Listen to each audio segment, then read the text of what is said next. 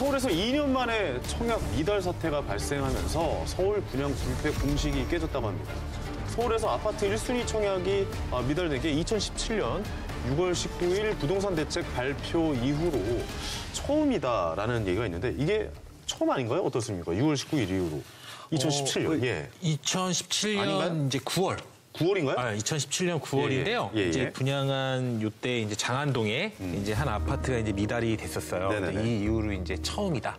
라고 이제 통계가 나왔죠. 서울시 미분양은 처음이다. 그렇죠. 이제 왜 그러냐면 그동안에 서울시는 사실 청약을 받으면 이제 로또 분양이라는 얘기가 많이 있잖아요. 그렇죠. 작년까지만 해도 그랬죠. 그렇죠. 예. 아니 뭐 작년까지만 그렇죠. 이제 작년까지만 해도 충분히 로또 분양이다라고 했는데 네. 그거는 사실 로또 분양은 그만큼 일단 당첨만 되면 많은 시세 차익이 남는 거예요. 옆에 아파트보다 싸게 분양하면 당연히 그걸 그렇죠. 로또 아파트다라고 하죠. 그러다 예. 보니까 계속적으로 이 청약 불패 시장을 이어가다가 네. 이제 결국은 정부에서 결국은 뭐 청약 어차피 당첨되면은 결국 분양권 상태로 뭐 매매를 한다든가 전매를 한다든가 뭐 이 상태가 돼야 되는데 네. 결국은 여기까지 규제를 가하고 또 보통 우리가 청약을 받으면 이제 분양을 받으면 보통 계약금 10% 정도 넣고 그렇죠. 네. 나머지 60%는 이제 중도금 대출. 그렇죠. 그리고 나머지 30%는 이제 잔금. 왜 그러냐면은 내가 살고 있는 집에서 나중에 뭐 전세금이든 매매금이든 이거를 매매를 하든가 전세금을 받아서 가서 잔금을 치르는 그렇죠. 거잖아요. 예. 근데 사실 정부에서 대출 규제를 하다 보니까 분양권 자체도 그냥 일반적으로는 40%밖에 대출이 안 됐고요. 줄어들어서 네네. 안 됐고 또 9억 원 초과 같은 경우는 중동 대출이 안 돼요. 그러다 보니까 요번에 이제 그 광진구에 이제 분양한 경우도 네. 사실 그 중동 대출이 안 되고 시세보다 비싸고 네. 이러다 보니까 사실 미분양이 나왔다고 좀 그렇게 판단이 되고 있습니다. 네네. 어떻게 생각하십니까? 처음으로 이제 미분양이 처음은 아니죠. 몇 년 만에 오랜만에 그렇죠. 미분양이 오랜만에. 나왔습니다. 지금 한 3년 전만 해도 서울시 분양시장은 좋은 편이 아니었습니다. 네. 최근 3년이 좋아졌죠. 안 좋았어요. 예. 맞아요. 그때는 안 좋았어요. 그리고 예. 2012년, 13년 때는 서울 아파트가 1년에 5%까지 빠졌어요. 맞아요. 그때는 뭐 이제 뭐 경제 쪽에 관련된 분께서 지금 뭐 대출 받아서 집 사라 뭐 그렇게 그런 얘기하셨던 얘기도 그 했죠. 시대잖아요. 맞습니다. 그때가. 예. 뭐 경제 활성화에 계속 노력했었고 이때 그러다가 거래사도 굉장히 낮았고 맞습니다. 뭐 그때 아닙니까? 근데 그러다가 이제 미분양이 요번에 난 건데 이거는 이제 뭐 시세 꺾임의 신호라기보다는 네. 그 지역이 이제 뭐 아주 뭐 다른 용도로 쓰고 있는 땅을 비싸게 산 것 같아요. 비싸게 사서 아파트를 지으니까 네네. 분양가가 올라가는 거고 주변 시세도 뭐 형성이 안 될 정도로 최근에 뭐 신규 아파트가 없는 지역에 너무 고가가 터진 게 아니냐. 네네. 뭐 이 정도 넘는 금액들은 강남에 분양했으면 다 됐거든요, 그게. 네네네. 뭐 다 되고 뭐 100대 1 경쟁이 나왔는데 여기는 강남보다는 약하지만은 주변보다는 월등히 높은 시세의 아파트. 네네. 아마 주상복합으로 했으면 더 높게 올리면서 원가를 낮췄으면은 분양은 다 끝났을 거예요.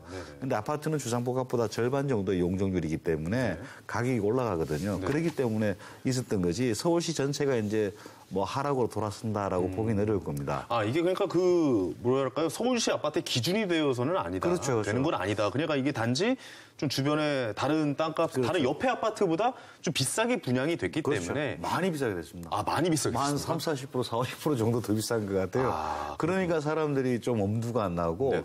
근데 이제 이게 그 단기적으로는 아무 큰 의미가 없는 거지만은 중장기적으로 봤을 때는 의미가 있을 수 있습니다. 네네. 왜 그런가 하면은 지금 도쿄, 런던, 뭐 뉴욕 이런 데 보면은 우리로 따지면 이제 서울이라 해서 다 오르는 게 아니고 네네. 그 안에서도 철저하게 차별화가 일어나요. 양극화. 네. 어느 직장이 있고 이제 신규 아파트가 있는 지역은 가격이 계속 폭등을 하고 뭐 일본에서는 그런 얘기도 합니다. 그 캥거루족이라고 그 부모한테 얹어 사는 30대, 40대 그런 친구들이 많이 살고 노인들이 많이 사는 축이 또 있어요. 그 축은 제가 가서 본 거는 한 18평 아파트인데 3천만 원짜리 됐습니다. 네네. 도쿄에. 평당이 아니고 18평 아파트가 3천만 원. 도쿄예요? 도쿄권. 그리고 우리 따지면 분당 정도쯤 되겠죠. 수도권이라고 얘기를 해요. 그래서 우리도 수도권, 서울 자체도 앞으로 그렇게 변화할 수 있다. 그런 것들을 나타내는 뭐 상징적 의미는 있을 수도 있습니다. 그러니까 서울에서도 지역별로 이제 굉장히 계속 차별화될 겁니다. 편차가 좀 굉장히 좀 심할 것이다. 예. 같은 뭐 서울권으로 묶이긴 하지만. 그렇죠. 예. 아니 근데 서울 분양시장이 좀 흔들리는 거다. 뭐 이런 의견을 내세우는 분들도 계시긴 해요. 왜냐하면 분양권 거래량도 지금 역대 최저라고 얘기를 좀 들었습니다. 이거 어떻습니까? 일단 뭐 흔들린다고 이렇게 보기보다 여기 삼국지에서는 제가 이렇게 강력하게 얘기를 해야죠. 그죠? 아, 그럼 저 들어와야죠. 예. 들어올 때 됐어요. 아니 그냥 이런 것 같아요. 네. 뭐 교수님은 뭐 비싸게 땅을 샀다, 뭐 했다, 뭐 이렇게 얘기를 하시는데, 네. 그러니까 그냥 수요자들은 이랬던 거죠. 네. 안 남을 것 같아. 이렇게 생각을 한 것 같아요. 안 남을 것 같아요. 그렇죠. 왜 그러냐면 돈이 안 될 것 같아. 그렇죠. 그러니까 이걸 분양받아서 내가 남아야 되는데 네. 시세보다 비싸게 하니 그렇죠. 당연히 아니 그 9억 초과된다고 미분양이 난 건 절대 아니에요. 그건 절대 아니고 왜 그러냐면 9억 초과 받을 수요층들은 얼마든지 있어요. 근데 이제 그 자체가 일단 지역적인 요인도 있었고 비쌌고 안 남을 것 같으니까 사실 안 된 거죠. 네네네. 그게 안 된 거고 그러다 보니까 그러니까 이제 돈이 안 될 것 같다는 얘기 아닙니까? 쉽게 얘기해서. 그렇죠. 예. 돈이 안 될 것 같아서 내가 이걸 그런 팔아야 거예요. 돈이 돼야 되는데. 그렇죠. 아니 이거를 팔아봤자 뭐, 원래는 예. 시세보다 이제 분양하는 아파트들이 분양 보증가로 낮추다 보니까 시세가 주변 시세보다 확 낮으니까 사실 당첨만 되면 이만큼 남았던 건데 이거는 그렇게 못 됐던 거예요. 아니 사람들이 어떻게 뭐 어디 인터넷으로 네. 옷 살 때도 그렇게 막 재보고 뭐 상품 평 보고 이렇게 하는데 바보도 아니고 그거 진짜 돈이 안 될 것 같으면 그거 안 사는 게 당연한 그렇죠. 거 아닙니까? 약간 그런 개념에서 접근을 해야 된다. 뭐 그렇게 봐야 되는 거죠. 그렇죠. 그런 차원에서 접근하는 게 맞는 거죠. 네. 그거를 정말로 뭐 향후에는 교수님이 얘기한 그런 것까지는 모르겠지만 향후에는 모르겠지만 지금 자체로 이게 분양권 시장이 꺾였다? 이렇게 볼 수는 없는 것 같아요. 그럴 수는 없다. 예. 이렇게 볼 수도 없는 거고요. 예. 뭐 이제 양극화라고 얘기하는데 뭐 우리나라 1등 기업은 뭐 초격차라고 얘기하잖아요. 네. 근데 제가 봤을 땐 앞으로는 초양극화가 날 것 같아요. 아, 그래요? 초양극화가 날 것 같고. 서울도 초양극화가 그렇죠. 날 서울 안에서도 이제 초양극화가 날 것 같고요. 그리고 뭐 얘기하는 분양권 거래라고 하는데 분양권 거래 자체가 네네. 사실 뭐 일반 아파트도 거래가 잘 안 되는데 분양권 거래가 굉장히 많다는 것도 이상한 거고요. 네. 그리고 또 되게 저기 한 게 뭐냐면 분양권은 이제 점점 더 안 나올 거예요. 왜 그러냐면 정부가 규제를 했기 때문에 분양권은 이제 전매가 안 되기 때문에요. 대출도 안 되고. 대출도 안 되고 그렇죠. 전매도 안 되고 네네. 그렇게 되다 보니까 사실 거래가 적고 이제 이유가 되면 점점 더 아예 분양권이 시장에 나오질 않는 거죠. 네. 전매 자체가 안 되니까. 그 현금 가지고 한 번에 빵 사는 사람이 제일 유리한 거긴 하겠네요. 그럼. 그건 사실 어딜 가도 유리해요.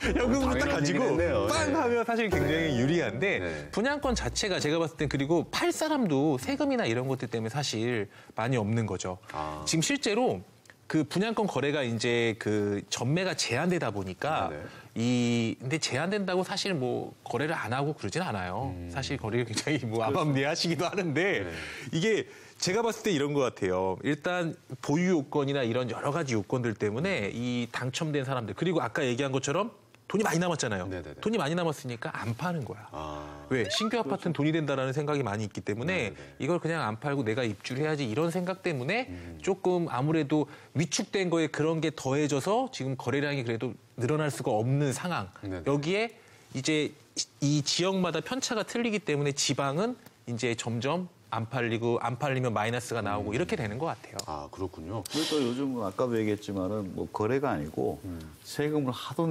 때리니까 네. 분양권을 또 증여를 해요. 아. 분양권 증여하면 또 깔끔하게 해결될 수도 있거든요. 분양권 종류가 어떤 말씀이세요? 증여라는 게 예를 들어서 분양권을 증여하자. 아. 그러면 이제 예를 들어서 지금 이제 프리미엄이 한 3억인데 네네네. 아파트 입주할 때 5억이 될 수 있잖아요. 그렇죠, 그렇죠. 근데 지금 5억짜리를 3억에 증여한 거예요. 그런 그러면 식으로 2억에 대한 프리미엄이 붙어서 그 증여를 증여가 해버리는 되는 거죠. 아, 그렇게 그런 또 식으로도 증여가 활용하는 사람들도 있고 이런저런 이유로 분양권 거래 자체는 조금씩 위축되고 있다. 야, 진짜 뛰는 사람이 나는 사람이 또 그런 식으로 또 세금을 회피하는 방법이 있군요. 부담부 증여도 있습니다. 절세라고 표현하나요? 예. 사실 국토해양부에서 좀 요주의물로 지켜주고 있다는 얘기가 정보통에 들어왔어요. 예. 아, 그래요? 그렇게까지 봐주신다라고 하면 제가 앞으로 얘기를 못 하겠네요. 예, 예. 어쨌든 그래서 이 이야기를 종합해 보면 이게 아파트 그러니까 이번에 분양했던 그곳의 특수성 때문이지 예. 전체적인 분양 시장의 약간 그런 흐름은 아닐 것이다라고 좀 정리를 하고 넘어가야 될 것 같습니다.